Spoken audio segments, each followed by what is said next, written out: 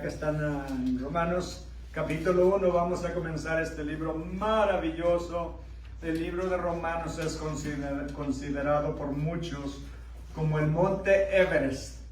El monte Everest es el monte más grande de la montaña más grande del mundo, que mide 8.848 metros. Por si querían escalarlo, ya saben lo que les va a costar: 8.848 metros. Cuando mi hija estaba chiquilla, le dije: si te aprendes cuánto mide el monte Everest, te voy a dar $1. Así se lo aprendió y dame mi $1. Y todavía no se le olvida. De vez en cuando me escribe 8.848 metros. Y eso me dice: dame mi $1, que oye, nomás una vez se vale.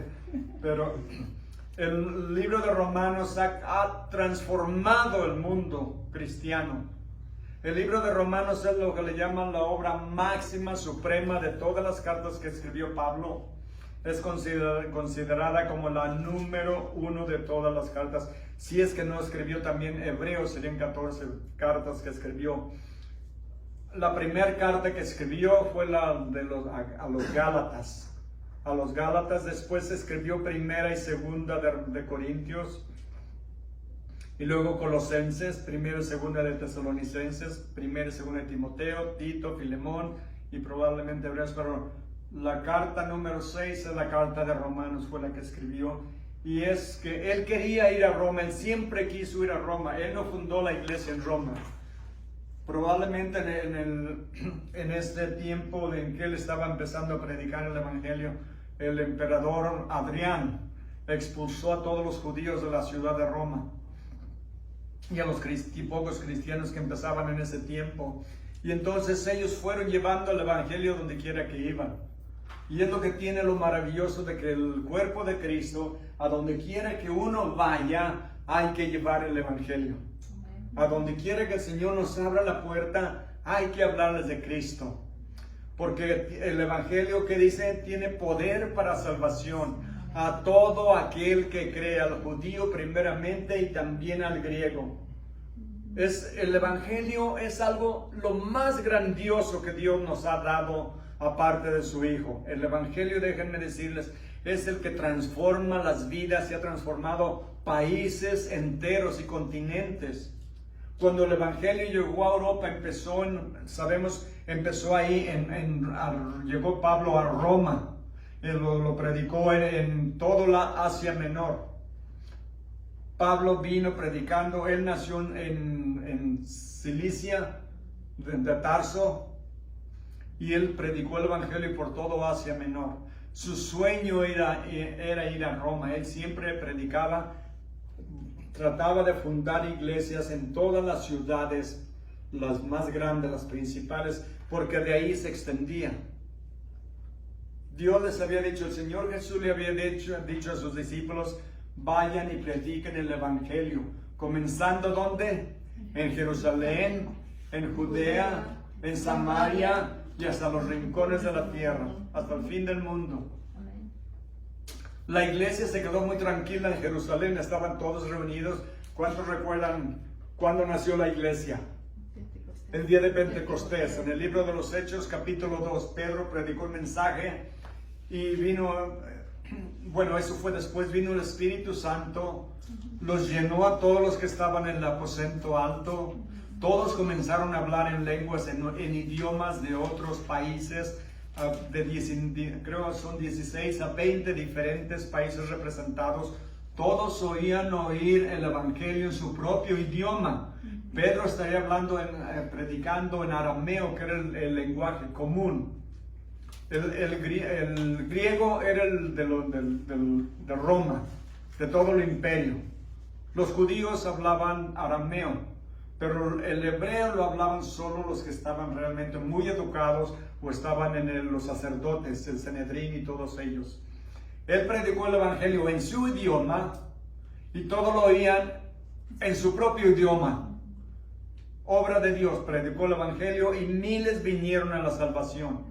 El Señor les había dicho que fueran y predicaran a todo el mundo. Se quedaron ahí muy tranquilos, pero luego el Señor permitió que viniera la persecución y todos fueran desbandados, alejados de Jerusalén, y llevaron el evangelio por todo el imperio. El imperio romano no fue conquistado por otros países. El imperio romano fue conquistado por el evangelio. Transformó a Roma y de ahí se fue extendiendo a todo lo que es Europa. Después vino aquí a América, transformó América, llegó a Asia, llegó a África, y las iglesias más sólidas, más calientes, más ardientes, más vivas en el evangelio están en esos países, en esos continentes, en Asia y en África. Porque la iglesia en América, primeramente, Europa está prácticamente muerta espiritualmente. Las iglesias están vacías. Las están comprando los musulmanes y están haciendo mezquitas ahí y las están llenando. Las iglesias cristianas están muriendo. ¿Por qué? Porque no enseñan el evangelio. Lo han mezclado con tradiciones de hombres, con religión, con doctrinas que no son de la Biblia, y eso no transforman a la persona. Esas no tienen ningún efecto. Es como tomar un placebo. ¿Sabe lo que es un placebo? Es algo que le dan a uno cuando cree, uno no tiene nada. Uno va al doctor y dice, ay doctor, siento que me desmayo. Y lo examina y dice, te desmayas. Todo está en tu cabeza. Mira, te voy a dar una medicina. Esto te va a ayudar. Se la toma uno y dice, mira qué bien me ha hecho. Solamente estaba aquí. Pero no cura nada, porque si tiene algo realmente enfermo, eso no lo cura. Entonces las doctrinas de hombre no curan nada y no transforman el corazón de la persona. Solo el evangelio. Y cuando Pablo comenzó a predicar el evangelio, fue transformando las ciudades. Por eso lo perseguían, por eso lo golpeaban, por eso lo atacaban. Le dieron de palo, le dieron de latigazo, le dieron de pedrada, lo dejaron por muerto, zozobró, estuvo encarcelado. Bueno, al final de cuentas, la única manera que pudieron pararlo fue cortándole la cabeza, degollándolo. Porque un siervo del Señor no para. No importa dónde vaya, lleva el mensaje del evangelio. Esa era la pasión de Pablo. Esa era la pasión de Pablo. Cuando les escribe esta carta, él quiere ir a Roma, pero el enemigo no lo deja. El enemigo le pone trabas, pero el Señor tenía planeado que iba a ir a Roma, pero lo llevó como prisionero, no como misionero. Pero fue un prisionero misionero, porque cuando llegó a Roma y estuvo encarcelado por dos años en una casa, tenía ciertas libertades, lo dejaban recibir amigos, y a todo el que venía, él llamó a todos los líderes judíos para predicarles el evangelio. Recibía gente y le predicaba el evangelio. Al caso que cuando manda saludes también de la casa de César. Todos los de César les mandan saludos. ¿Por qué? Porque los soldados que le ponían a cuidarlo no se le podían escapar, los tenía ahí. Lo estaban cuidando y no se podían escapar. Y les predicó el evangelio y muchos vinieron a la salvación. La pasión de Pablo era Jesús y predicar su palabra a donde quiera que fuera. Y quiero decirles, hermanos, nosotros a donde quiera que vayamos debemos de llevar la palabra de Dios. Primeramente hay que conocerla. Para conocerla hay que estudiarla, memorizarla, vivirla en nuestra vida. No solamente que esté aquí, sino que esté acá también. Si no llega aquí, lo de acá no tiene nada de beneficio. El conocimiento, dice Pablo, envanece, pero cuando llega al corazón nos transforma. A Pablo lo transformó tremendamente.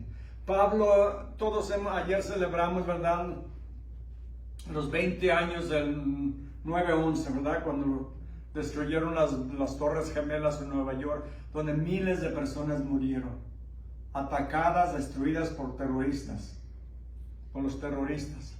Bueno, Pablo era uno de esos tipos de terroristas. Él estaba tratando de destruir la iglesia, de acabar con todos los cristianos. Él odiaba a Jesús, pero como no lo podía ver ni tocar, perseguía a sus seguidores, a los cristianos. Pero lo que no contaba era con que el Señor Jesús se iba a encontrar con él un día y lo iba a poner en su lugar. El lugar que debe de estar cada cristiano, a los pies de Cristo. Arrepentido, confesando sus pecados, reconociéndolo como su Salvador. Vayan conmigo al libro de los Hechos, capítulo 9:1. Y veamos la transformación de este tremendo apóstol. Y vamos a leer en Romanos unos versículos luego, pero primeramente quiero que veamos la transformación de Pablo. Y luego ya comenzamos en Romanos. Hechos 9:1. Saulo, ese era el nombre que tenía. Tenía dos nombres. Saulo era su nombre judío y su nombre griego era Pablo. Pero antes de ser cambiado su nombre, era conocido como Saulo. Saulo, respirando aún amenazas y muerte contra los discípulos del Señor, vino al sumo sacerdote y le pidió cartas para las sinagogas de Damasco, a fin de que si hallase algunos hombres o mujeres de este camino. Notaron la palabra camino, está con mayúscula. Así se le conocía a los cristianos en ese tiempo, los del camino. ¿Por qué creen que les llamaban así? Porque Cristo dijo: yo soy el camino y la verdad y la vida, y nadie viene al Padre sino por mí. Por eso les llamaban los de el camino. Dijo, para que los trajese presos a Jerusalén, versículo 3. Mas yendo por el camino, aconteció que al llegar cerca de Damasco, repentinamente le rodeó un resplandor de la luz del cielo, y cayendo en tierra oyó una voz que le decía: Saulo, Saulo, ¿por qué me persigues? Él dijo: ¿quién eres, Señor? Y él le dijo: yo soy Jesús, a quien tú persigues. Dura cosa te es dar coces contra el aguijón. Él, temblando y temeroso, dijo: Señor, ¿qué quieres que yo haga? Y el Señor le dijo: levántate y entra en la ciudad, y se te dirá lo que debes hacer. Y los hombres que iban con Saulo se pararon atónitos, oyendo a la verdad la voz, pero sin ver a nadie. Entonces Saulo se levantó de tierra, y abriendo los ojos no veía a nadie. Así que llevándole por la mano, le metieron en Damasco, donde estuvo 3 días sin ver, y no comió ni bebió. Vemos este encuentro. Perdón. El Señor se le aparece como una luz resplandeciente, brillante, a tal grado. A tal grado es tan brillante la luz de la gloria del Señor Jesús, que lo dejó ciego. ¿Recuerdan en el monte de la transfiguración? El Señor se le apareció a sus discípulos. El Señor Jesús estaba ahí con 2 de los antiguos del Antiguo Testamento, con Elías y Moisés, y el Señor empezó a resplandecer en medio de ellos, que tuvieron que taparse los ojos, porque dice que era más brillante que el sol del mediodía. La gloria de Dios se le aparece a Pablo y le dice: Saulo, Saulo, ¿por qué me persigues? ¿Qué tienes contra mí? ¿Por qué me persigues? Dijo: ¿quién eres, Señor? Inmediatamente él sabe que es alguien maravilloso. Le dice: Señor, ¿qué quieres que haga? Se levántate y entra a la ciudad, y se te dirá lo que tienes que hacer. Para darles más información sobre esto, quiero que vayamos ahora a Hechos capítulo 22, versículo 14. Estamos comenzando desde el 12. Hechos 22, 12.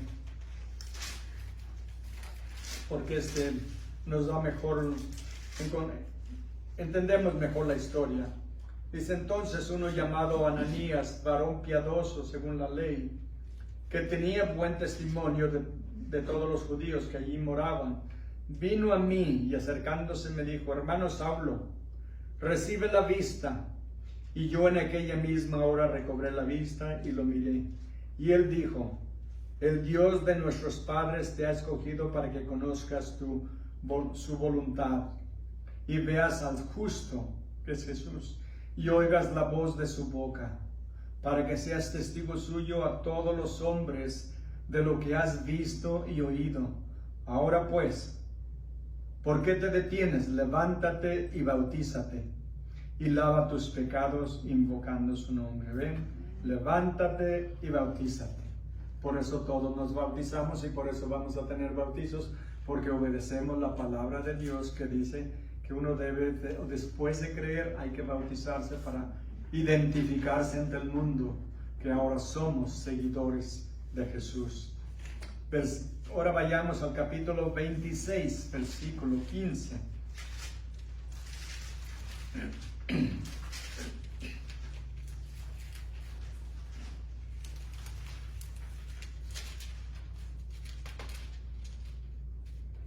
Continúa y dice: yo entonces dije, ¿quién eres, Señor?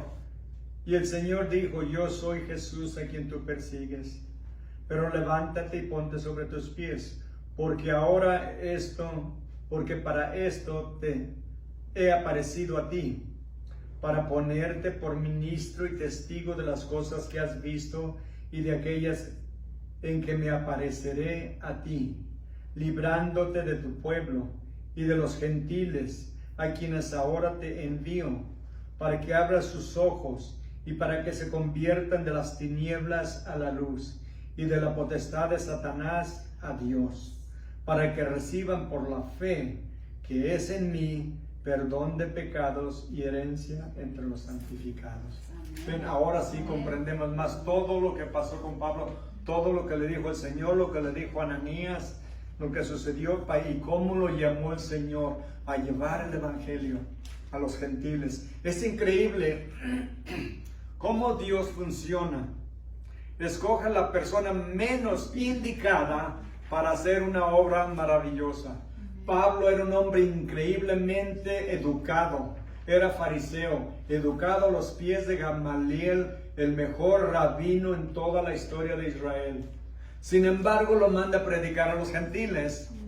Pero Pedro, que era un pescador, que yo creo que no terminó ni la primaria, lo mandó a predicar a los judíos, que sí conocían la ley.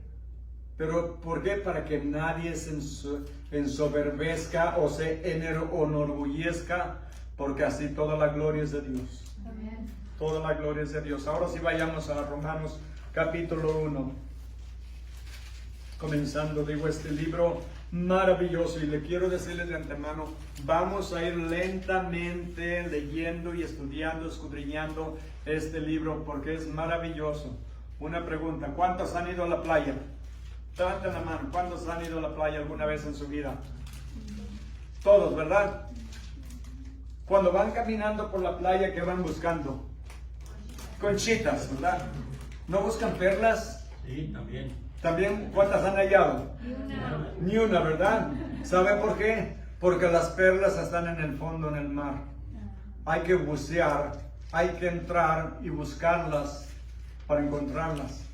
De la misma manera, los tesoros en la palabra de Dios están a veces más profundas de la superficie, y por eso hay que estudiar y escudriñar las escrituras para poder encontrar los tesoros que hay en ellas, y no solamente darle una pasada por encima. Les he dicho antes que la Biblia debemos de, cuando venimos a estudiar la Biblia, no hay que ser como turistas que solamente van viendo y sacando fotos aquí y se van y ya, ahí terminó todo el paseo.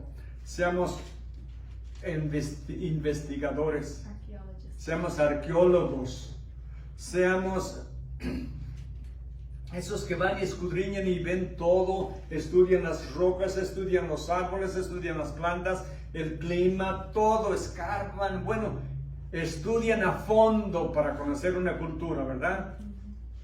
Por ejemplo, ahorita en Israel siguen encontrando cosas increíbles. Encontraron la ciudad de David, han encontrado tesoros, pero tienen que escarbar, porque en la superficie no hay nada. Bueno, comencemos este maravilloso libro.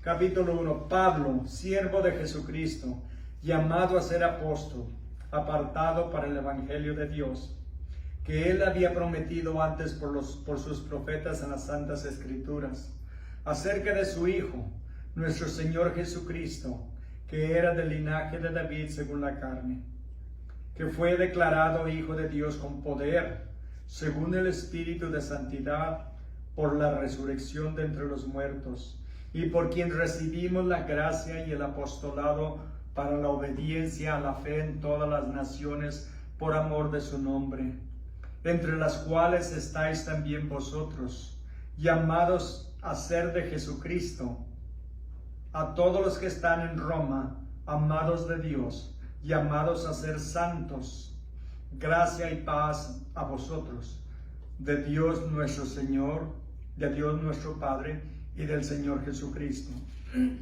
8. Primeramente doy gracias a mi Dios mediante Jesucristo con respecto a todos vosotros, de que vuestra fe se divulgue por todo el mundo, porque testigo me es Dios, a quien sirvo en mi espíritu en el evangelio de su Hijo, de que sin cesar hago mención de vosotros siempre en mis oraciones, rogando que de alguna manera tenga al fin, por la voluntad de Dios, un próspero viaje para ir a vosotros, porque deseo veros, para comunicaros algún don espiritual, a fin de que seáis confirmados, esto es, para que mutuamente confortados por la fe que nos es común a vosotros y a mí. Pero no quiero, hermanos, que ignoréis que muchas veces me he propuesto ir a vosotros, pero hasta ahora he sido estorbado, para tener también entre vosotros algún fruto, como entre los demás gentiles, a griegos y a no griegos, a sabios y a no sabios, soy deudor. Así que, en cuanto a mí, pronto estoy a anunciaros el Evangelio también a vosotros que estáis en Roma, porque no me avergüenzo del Evangelio, porque es poder de Dios para salvación a todo aquel que cree, al judío primeramente y también al griego. Hasta ahí. Y solamente nos vamos a concentrar en el versículo número 1. Pablo recibe del Señor. Pablo no fue enseñado por los apóstoles. Todos los apóstoles caminaron con Jesús y aprendieron del Señor Jesús, ¿verdad? Y el Espíritu Santo les reveló lo que tenían que escribir. Todos los evangelios, toda escritura es inspirada por Dios. Este libro no tiene errores, como fue dado originalmente, no tiene absolutamente ningún error. Si encontramos un error en la Biblia es por los que lo escribieron ahora, pero como lo dio Dios, no tiene absolutamente ningún error. Y las Biblias que tenemos han sido estudiadas tan a fondo a través de los siglos que han sacado si había algún error de alguna... déjenme decirles, muchas veces las palabras cambian de significado a través del tiempo. Los idiomas van cambiando poco a poco, ¿verdad? Entonces tienen que adaptarlo al tiempo en que estamos. Por eso a veces hay cambio de palabras, porque hay palabras que ya no se usan. Si leemos una Biblia, yo he leído partes de Biblias que fueron escritas en el año 1500 en español. No las entiendo. Usan palabras tan raras que no usamos. Una manera de formar las frases que no las entendemos. Por eso tiene que ser más actualizada, pero el mensaje nunca debe de cambiar. El Evangelio, dice Pablo, siervo de Jesucristo. La primera palabra como se identifica es la palabra siervo. El siervo era un esclavo, porque hay siervos y hay esclavos, ¿verdad? Hay diferencia. Un siervo, por ejemplo, es alguien que trabaja para una compañía. Trabaja sus 8 horas, le dan sus 2 días de descanso, le dan sus vacaciones, y ese siervo, ese empleado, si no le gusta cómo lo tratan, se va a otra compañía. Un esclavo no podía hacer eso, porque era propiedad de su dueño, y el dueño lo trataba como quería, lo disciplinaba y lo podía hasta matar sin tener consecuencias legales. Y cuando Pablo aquí dice siervo, usa la palabra que quiere decir, en griego es doulos, quiere decir alguien que se entrega voluntariamente a servir. Una de dos, porque lo compró, el que lo compró le pertenece completamente a su amo, porque lo compró como nosotros nos compró Jesús. Con su sangre preciosa nos compró, dio su vida por nosotros, ¿verdad? En el libro de Éxodo enseña cómo era la historia de un siervo. Había siervos judíos que servían por 6 años y el séptimo los dejaban ir libres sin cobrarles nada. Era una ley que Dios estipuló que no podían mantenerlos por más de 6 años. Aunque algunos lo hacían, violando la ley. Pero como Dios lo escribió, lo diseñó, fue así. Estas son las leyes que les propondrás. Le dice el Señor a Moisés: si comprares siervo hebreo, 6 años servirá, mas el séptimo saldrá libre de balde, no tiene que pagar. Si entró solo saldrá. Si tenía mujer, saldrá él y su mujer con él. Si su amo le hubiere dado mujer, aquí ya cambia, y ella le diere hijos, hijas o hijas, la mujer y sus hijos serán de su amo, y él saldrá solo. Y si el siervo dijere: yo amo a mi señor, a mi mujer y mis hijos, no saldré libre. Entonces su amo lo llevará ante los jueces y le hará estar junto a la puerta o al poste, y su amo le horadará la oreja con lesna, y será un siervo para siempre. ¿Ven? Va a ser siervo para siempre. Lo llevaban ante la puerta, le ponían una lesna, le hacían un hoyo en la oreja, sin anestesia. Parece que los hombres eran muy hombres en ese tiempo. Le hacían un hoyo, le ponían una argolla, un anillo. Y todo el mundo que lo veía sabía que ese siervo había dado su lealtad, su amor y su vida a su amo voluntariamente. Eso es a lo que se refiere Pablo aquí. Siervo de Jesucristo voluntariamente, pero al mismo tiempo porque también lo compró. Porque lo compró y lo amó. Saben que Cristo nos compra.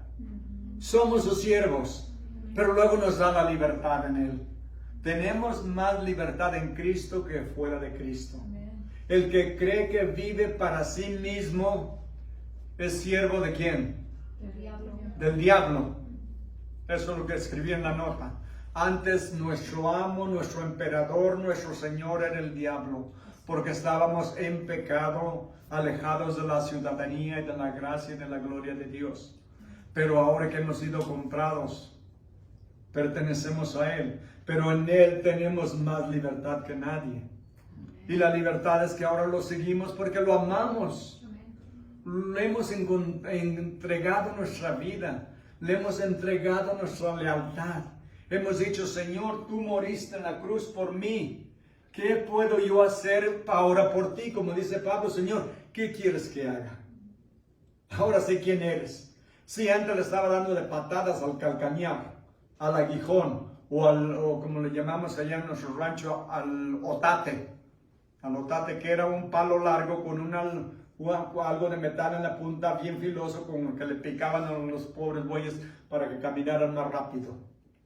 Y darle de patadas es herirse uno solo. Estar peleando contra Jesús es herirse uno solo. Porque cuando comprendemos lo que hizo por nosotros, que Dios Todopoderoso, Creador de los cielos y de la tierra, diseñó el Evangelio desde antes de la fundación del mundo. El primer mensaje que tenemos es en Génesis 3, capítulo 3, versículo 15, donde Dios da la promesa del proto-evangelio, o sea, el Evangelio antes de que viniera el Evangelio. Y la promesa es que Dios va a planear la salvación de la humanidad. ¿Qué sucedió? Dios les dio a Adán y Eva toda la tierra, todos los animales, todos los árboles del campo, toda la belleza, todas las flores, todo lo que había en el mundo se los entregó. Solamente les dijo, solamente hay un árbol del cual no pueden comer. El día que coman de él ciertamente morirán. ¿Cuál fue el deseo? Todo lo que vio, todo lo demás lo ignoraron, solo se concentraron en el árbol del conocimiento del bien y del mal y dijeron, Dios no es justo. Vino el diablo y les dijo, Dios no es justo. Dios no los ama tanto, porque si los amara, los dejaría comer de todos los árboles. Pero miren, de ese no quiere que coman. ¿Saben por qué? Porque Dios es celoso. No quiere que sean como Él, que tengan conocimiento del bien y del mal. Con que así está la cosa, ¿eh? Pues muchas gracias, Señor. Ahora ya no estoy feliz. Me diste el mundo entero, pero me privaste de una cosa solamente, de un árbol. Y eso es lo que ahora quiero. Y eso es lo que hicieron, desobedecieron a Dios. Se rebelaron contra Dios. ¿Y qué pasó? De la lealtad que le tenían a Dios, le dieron la lealtad al enemigo, al diablo, que les dijo que violaron la ley de Dios. Y ahora se aliaron al diablo y de ahí vienen todos los problemas que han tenido en el matrimonio por todos estos años. Nomás yo. ¿Por qué me ven así? Porque ustedes nunca han tenido un problema en el matrimonio. En el matrimonio tienen un matrimonio perfecto. Ok, ¿qué tal con sus hijos? ¿Tienen hijos perfectos? No, ninguno, ¿verdad? Ni matrimonios son perfectos, ni nuestros hijos son perfectos. ¿Saben por qué? Porque nosotros no somos perfectos. Y no lo somos porque venimos de padres imperfectos también. Entonces Dios, cuando el hombre pecó, planeó el Evangelio. El Evangelio quiere decir las buenas nuevas, buenas noticias. Y nadie jamás el hombre más sabio o el grupo de hombres y mujeres más sabios del mundo, nunca hubieran diseñado el Evangelio. ¿Cómo es posible, hermanos? ¿Cómo es posible que alguien pudiera imaginarse esto? Que Dios, el creador de los cielos y de la tierra, se hiciera humano para poderse identificar con los humanos. Pero los humanos pecaron, ahora alguien tiene que rescatarlos. Porque ellos nacen en pecado, viven en pecado y mueren en pecado si nadie los rescata. ¿Y a dónde van? Al infierno. ¿Merecido? Claro que sí. Él planea el Evangelio. Por eso dice enseguida el Evangelio de Dios. El Evangelio fue inventado, fue planeado, diseñado por Dios, en el cual manda a su Hijo perfecto, santo, sublime, que nunca desobedece al Padre, que nunca tiene una mala acción, un mal pensamiento, siempre obedece perfectamente al Padre en todo. Y ese Jesús va a morir como hombre para salvar a los hombres y las mujeres, por supuesto. Entonces Dios es el que señala.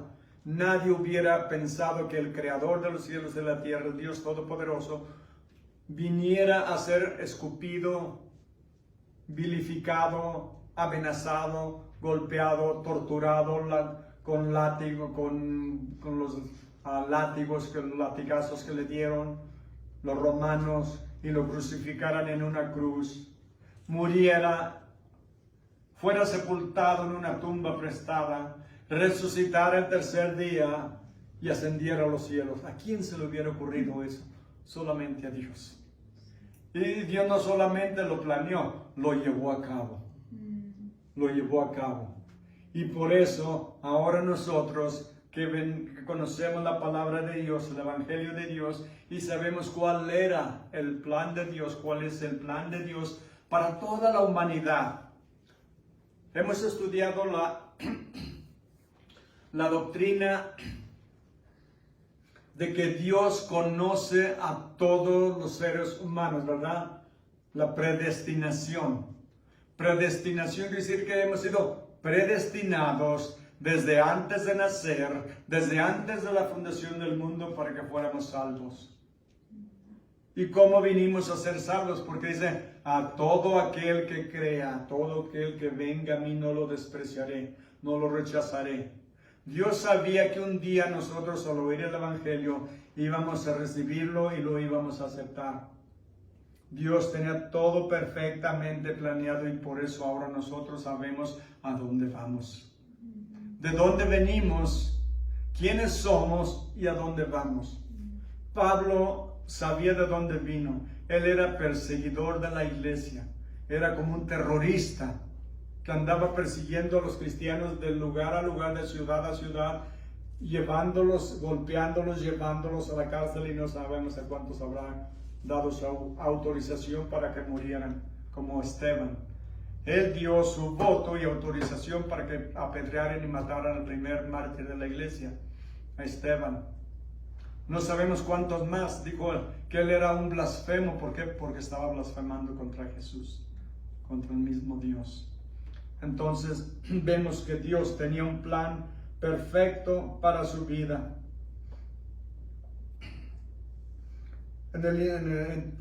Vemos que él se refiere a sí mismo como un siervo de Jesucristo, llamado a ser apóstol. Es su segunda posición que menciona.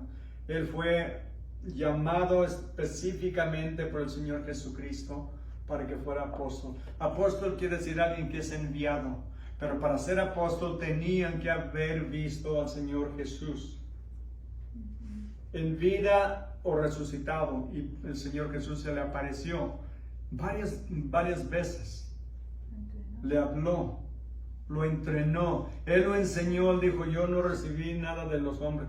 Lo que Él les predicaba, como nos dice en 1 Corintios 11, todo lo que Él enseñaba lo recibió del Señor Jesús. ¿Se imaginan tener al Señor Jesús por maestro?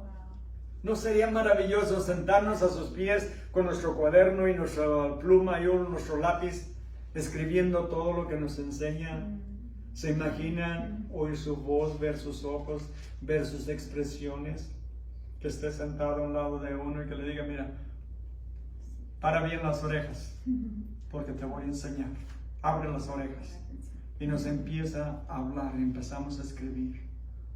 Lo que nos está enseñando es palabra de Dios, infalible, inerrante, eterna, indestructible. El mundo ha tratado de destruir este libro a través de la historia varias veces. Ha sido prohibido por la misma iglesia. Saben que en el tiempo de la Edad Media, allá por los 1400, 1500, 1200, todo eso, la iglesia católica mataba a quien encontraba con una Biblia. La misma iglesia perseguía a los cristianos, los quemaron en la hoguera, los ahorcaron, los descuartizaron, los torturaron, porque no aceptaban las enseñanzas de la iglesia. Ellos solamente querían vivir de acuerdo a la Biblia, la palabra de Dios. Y la iglesia los persiguió. De ahí vino la Santa Inquisición, que podríamos llamarle mejor la diabólica Inquisición, que era para perseguir a los herejes, a todos los que no aceptaron las doctrinas de la iglesia católica. Y murieron, yo no sé la verdad, he leído de estadísticas de que fueron desde cientos de miles hasta probablemente más de 40 millones, porque duró desde el año los 1200 hasta el 1850, cientos de años, y eso todo persiguieron en Europa y en América Latina. La Biblia ha sido prohibida, ha sido quemada, el diablo la ha perseguido incesantemente, pero sigue aquí. Sigue la palabra de Dios viva. ¿Por qué? Porque la palabra de Dios es eficaz, es viva y eficaz, ¿verdad? Nadie la puede destruir, nadie la puede controlar, porque es la palabra de Dios.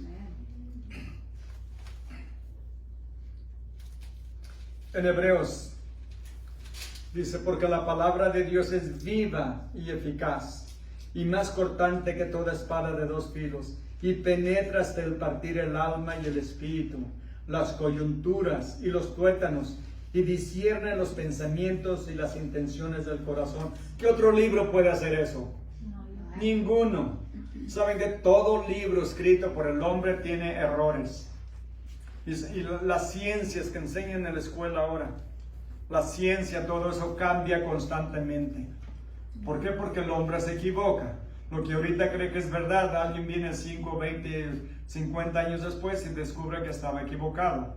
Pero la palabra de Dios es perfecta. Inerrante quiere decir no tiene errores. Jamás. Cuando alguien dice que ha encontrado contradicciones en la Biblia, es porque no la ha estudiado a fondo. Una vez que la estudia uno a fondo, se da cuenta uno que no hay errores, solo malas interpretaciones. Pablo lo dice que fue apartado para el Evangelio de Dios. El Señor lo separó. En una ocasión el Espíritu Santo dijo, sepárenme a Pablo y a Bernabé porque los voy a mandar a un viaje. Pero saben que cada uno de nosotros hemos sido apartados por Dios y para Dios. Amén. Nosotros no somos nuestros, nos debemos a Él completamente. Gracias, Señor. Todo se lo debemos a Él. Gracias, Señor. No tenemos nosotros ningún derecho de decir que yo soy el arquitecto de mi propio destino. Esa era mi frase de joven. Yo soy el arquitecto de mi propio destino. Ay, qué impresionante. ¿Verdad? Como estaban, ¿verdad? Como dice la hermana. Estaban Pepito y don Jaimito discutiendo algo. Dice uno, le hace una pregunta y dice, yo no sabo. Dice el otro, ay, inmenso. No sé si yo no sabo, si yo no sepo. Y la maestra los ve y dice, así no se dice. ¿Cómo se dice? Se dice yo no sé. Dice, pues si usted no sabe, ¿para qué anda de chismosa? No se ande metiendo. Si no sabe, no se ande metiendo cuando no le habla. Nosotros creemos que sabemos, ¿verdad? Ya lo revolví, ¿verdad? Luego me lo explica bien mejor. Ella me lo enseñó. Y me gustó, pero no me lo aprendí muy bien. Pero esa es la idea. Nosotros pensamos que sabemos, pero no sabemos lo que creemos que sabemos. Nos equivocamos, pero la palabra de Dios no. Es perfecta, inerrante, indestructible. Examina nuestras intenciones de nuestro corazón. Todo lo sabe. ¿Por qué? Porque la palabra de Dios ¿qué es? Es viva. No está muerta. Y es fiel. Nunca falla. Por eso podemos poner toda nuestra confianza, toda nuestra fe en la palabra de Dios, porque es palabra de Dios, no de hombre. Escrita por hombre, pero inspirada por Dios. Y por eso cuando Martín Lutero estaba estudiando el libro de Romanos, lo estaba enseñando a sus monjes. Y él toda su vida se había torturado por el pecado que había en su corazón. Por su naturaleza, dice que duraba horas en confesión con su confesor. El confesor estaba tan enfadado de oírlo. Ay, viene otra vez Martín. Ahora que, ay, discúlpeme, me acuso, padre, que tuve mal pensamiento. Y le contaba todo y hasta lo enfadaba. Ya estaba fastidiado de oírlo. Y él se torturaba porque decía, la gracia de Dios, Dios es santo, es perfecto, y yo ¿cómo puedo agradarlo? ¿Cómo puedo yo satisfacer su justicia? Y no podía comprender él cómo un Dios perfecto podía amar y perdonar a un pecador como él. Hasta que empezó a estudiar el libro de Romanos para enseñarlo, y cuando le llegó al versículo, el justo por la fe vivirá, dice que se le abrieron los ojos, dice que fue como, lo tengo aquí, pero lo tengo en inglés, donde dice que el paraíso, las puertas del paraíso se le abrieron. Por decir, las puertas del cielo se le abrieron cuando comprendió que somos salvos por gracia, no por fe. No, perdón, no por obras. Ándale, qué bueno que tengo buenos estudiantes aquí. Somos salvos por gracia a través de la fe, no por obras para que nadie se gloríe, ¿verdad? Nos dice enseguida en Efesios. Es por la gracia de Dios, que Dios nos amó tanto, que nos dio la habilidad de arrepentirnos, y una vez que nos arrepentimos, Él nos perdona nuestros pecados. ¿No es increíble que Dios nos ame tanto? Y fue apartado por Dios. Dios lo escogió. Él no llamaba, no buscaba a Jesús. Él estaba persiguiendo a Jesús. Y el Señor lo apartó. Y cada uno de nosotros hemos sido apartados para Él. Él pagó el precio por nuestros pecados. Él pagó el precio de nuestra esclavitud. Y como les decía, después de que nos compró, nos dio la libertad. Tenemos libertad en Cristo. Solo que porque tenemos libertad no hacemos lo que antes hacíamos. Yo tengo la libertad de hacer cosas que antes hacía, pero como, bueno, no pecado, que no sea pecado, ¿verdad? Pero porque soy libre en Cristo, ciertas cosas que hacía ya no las quiero hacer. Si le desagradan al Señor, si no están bien, si no son para la honra y la gloria de Dios, entonces ahora ya no las hago. ¿Verdad? Decía un pastor, decía, ¿es malo bailar? ¿Es malo bailar? ¿Cuántos creen que es malo bailar? Solo si no sabe uno como yo. Yo no sé bailar, yo tengo dos pies izquierdos. Y solo soy como los cuellos esos, solo doy vueltas.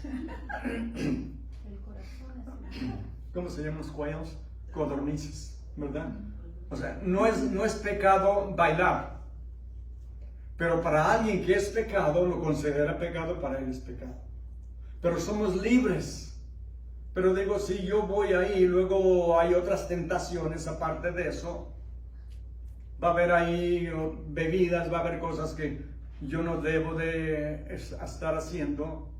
Antes lo hacía, pero ahora soy libre de ya no volverlo a hacer. Lo he dejado todo. Lo he dejado todo por Jesús. Lo he rechazado porque lo que antes me atraía, ahora me estorba. Y ahora solamente quiero agradar al Señor. Quiero vivir una vida separada para Él. Porque Él vino a dar su vida por mí. ¿Cómo puedo corresponderle? Como dice Pablo, Señor, ¿qué quieres que haga? ¿Y qué les decía el Señor? Ven y sígueme. Todo el que quiera venir en pos de mí, niéguese a sí mismo. Tome su cruz todos los días y venga y sígame. Muera a sí mismo. El que ama más a su padre, a su madre, a sus hijos, su hijo, su esposo, su esposa, no es digno de mí. Porque Dios debe ser número uno. ¿Quién es el número uno? Jesús. ¿Quién es el número dos? Los demás. ¿Quién es el número tres? Yo. Entonces, si amo a Jesús, lo voy a servir primeramente a Él y luego voy a servir a los demás en su nombre. Y los voy a amar, solo a mis amigos y a mi familia no, aún a mis enemigos, como Jesús nos enseñó. Perdona a tus enemigos. Jesús oró por sus enemigos. Entonces nos ha separado para Él, porque somos la esposa, la desposada, la novia de Cristo. La iglesia, la prometida desposada del Señor Jesús. Y Él quiere presentarse a sí mismo una esposa limpia, blanca, sin mancha ni arruga. O sea, una iglesia perfecta. Y así debemos de vivir nosotros, vidas que le agraden y le honren al Señor. ¿Por qué? Porque hemos sido llamados, hemos sido separados para Él y hemos recibido el Evangelio que dice es de Dios. No fue de los apóstoles, no fue de Pablo. El Evangelio es dado por Dios. Porque si lo de Pablo era de un ser humano, buen hombre, admirable, todos quisiéramos ser como Pablo, que dio su vida, entregó su vida para seguir al Señor completamente hasta que lo mataron. Solamente lo pudieron callar matándolo. Porque mientras tenía aliento predicaba el Evangelio. A donde iba llevaba la palabra de Dios. Así debemos de ser nosotros. Hemos sido separados para Él, comprados por Él, para servirlo. Somos sus siervos. Somos sus dulos. Dulos, quiere decir siervos voluntarios, enamorados porque aún leí la historia de un hombre que estaba pasando por un lugar donde había ¿cómo le llaman? Donde están vendiendo los esclavos, comprando y vendiendo esclavos.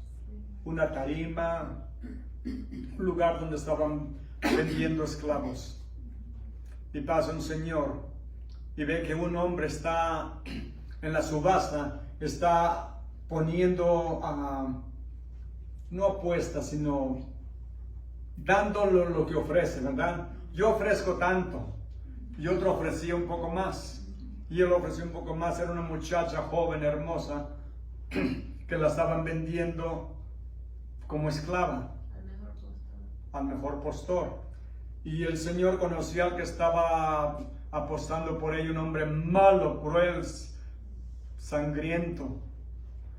Y este señor vino y apostó más, el doble, que el otro que estaba apostando para salvarla.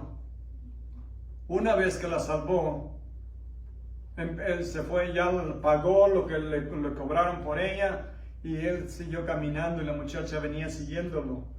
Y le dijo, Señor, Señor, usted me compró, me debo a usted, soy su esclava. Y él dijo, no, dijo, yo te doy la libertad. Eres libre, puedes irte. Dijo ella, pues, porque usted me da la libertad, ahora yo voy a vivir y a servirlo por toda mi vida, en agradecimiento por lo que ha hecho por mí. ¿Saben qué es lo que hizo Jesús por nosotros? El diablo nos estaba vendiendo al mejor postor, nos tenía esclavizado, nos tenía encadenados por el vicio, por el pecado. El Señor Jesús vino y pagó el precio por nosotros y ahora nos da la libertad. En Cristo somos no solamente libres, somos más que vencedores. Pero ahora por eso nosotros, por amor, nos entregamos a Él. Sí, Señor, ¿cómo lo sirvo ahora? Quiero servirlo por el resto de mi vida. Y el premio no es solo una vida de paz, una vida de saber que ahora yo no voy a ir al infierno. Ahora no tengo que pagar por mis pecados, no tengo que torturarme y atormentarme. Ahora es una vida de adoración, de agradecimiento al que lo dio todo por mí. Eso es lo que somos, separados para Él, para servirlo por amor y por agradecimiento, por todo lo que hizo por nosotros. Saben que Él no fue, sabemos que Él pagó el precio por nosotros, ¿verdad? Pero no lo pagó con dinero, lo pagó con su propia sangre. Dio su vida por nosotros. Así nos ama el Señor. Y por eso ahora nosotros decimos, Señor, ¿a dónde te sigo? A donde vayas yo te sigo. Voy a ser tu sombra. No te vas a deshacer de mí. Y te voy a seguir cerquita para que no te me pierdas. Quiero oír tu voz. Quiero oler tu aroma.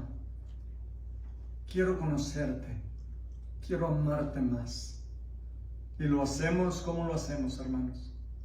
Estudiando su palabra, en oración, en convivencia, en intimidad con el Señor, pasando tiempo a sus pies, a solas, y en convivencia con nuestros hermanos, estudiando su palabra.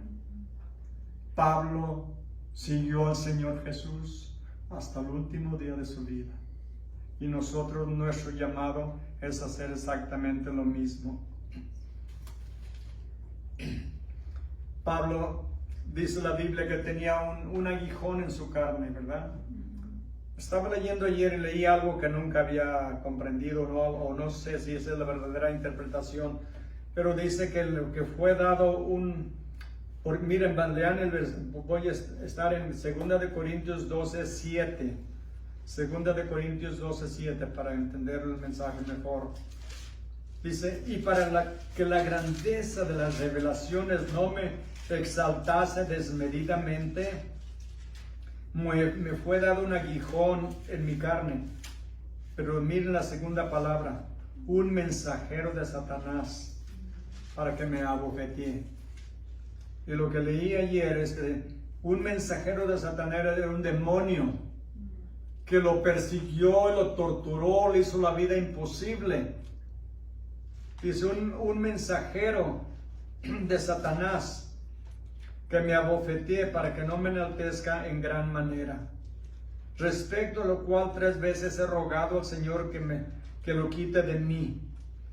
Y miren la respuesta del Señor. Y me ha dicho, bástate mi gracia, porque mi poder se perfecciona en la debilidad. Por tanto, de buena gana me gloriaré más bien en mis debilidades, para que repose sobre mí el poder de Cristo. Aleluya. Por lo cual, por amor a Cristo, me gozo en las debilidades, en afrentas, en necesidades, en persecuciones, en angustias. Miren, porque cuando soy débil, entonces soy fuerte. ¿Se dan cuenta? Qué maravilloso. Cuando somos débiles, entonces somos fuertes en Cristo. Todo lo que Él sufrió, dijo, Señor, oró 3 veces. ¿No es increíble? Pablo sanó muchas personas, inclusive resucitó a uno que cayó de una ventana cuando estaba predicando. Y ustedes creen que a veces me paso mucho en 5 minutos. Él estaba predicando, se hizo esta noche, uno estaba en la ventana ahí y con las luces adentro del que usaban de aceite y todo, le llegó el sueño, se cayó al segundo piso, se mató, fue, lo resucitó, regresó y siguió predicando toda la noche.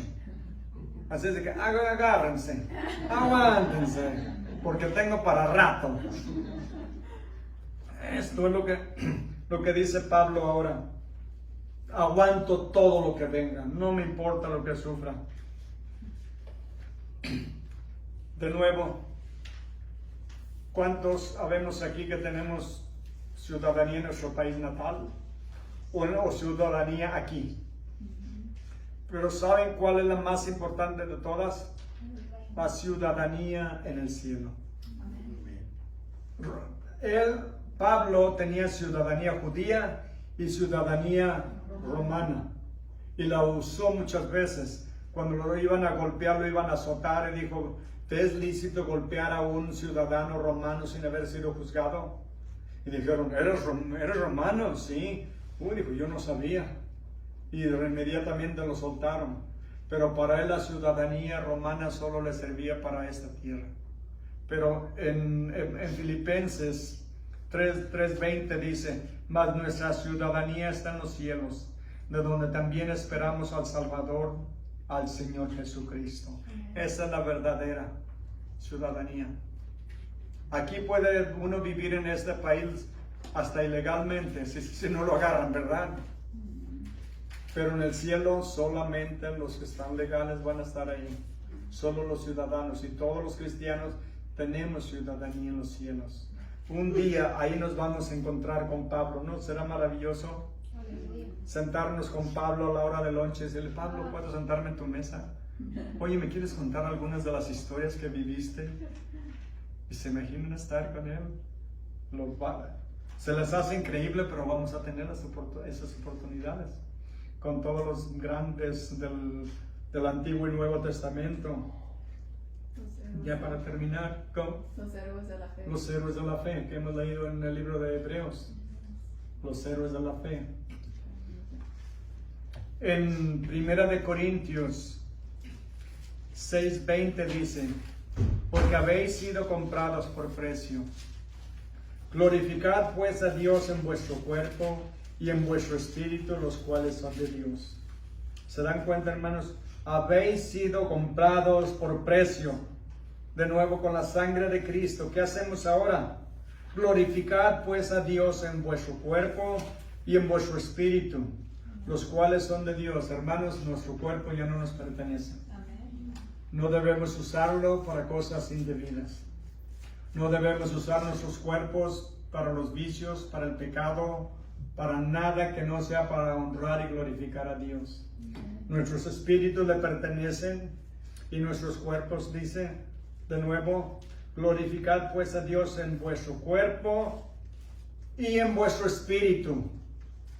No diciendo, no haciendo cosas que no debemos, no usando palabras soeces. ¿Qué son soeces? Groserías, majaderías, chisme, mentira, acusaciones, nada de eso.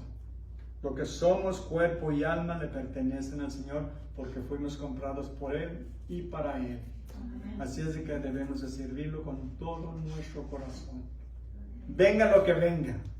Saben, estábamos leyendo ayer y me estaba diciendo que leyó estadísticas, que aquí en Estados Unidos solamente el 6%, creo que era en la iglesia, solamente el 6% en la iglesia, escúchenme por favor, solamente el 6% de los cristianos tienen una perspectiva bíblica, que creen que la Biblia es la palabra de Dios.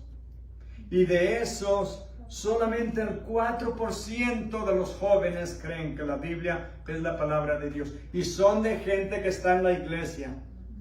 ¿Saben por qué? Porque en muchas iglesias no se predica la palabra de Dios. Hay religión, hay entretenimiento, hay música, hay ruido, hay luces, hay hasta vapor. Yo he estado en iglesias, fui una vez a una iglesia donde las luces las apagan casi, tienen luces de colores y vapor que sale y todo. Digo, ¿dónde vemos eso en el Nuevo Testamento? En ningún lugar.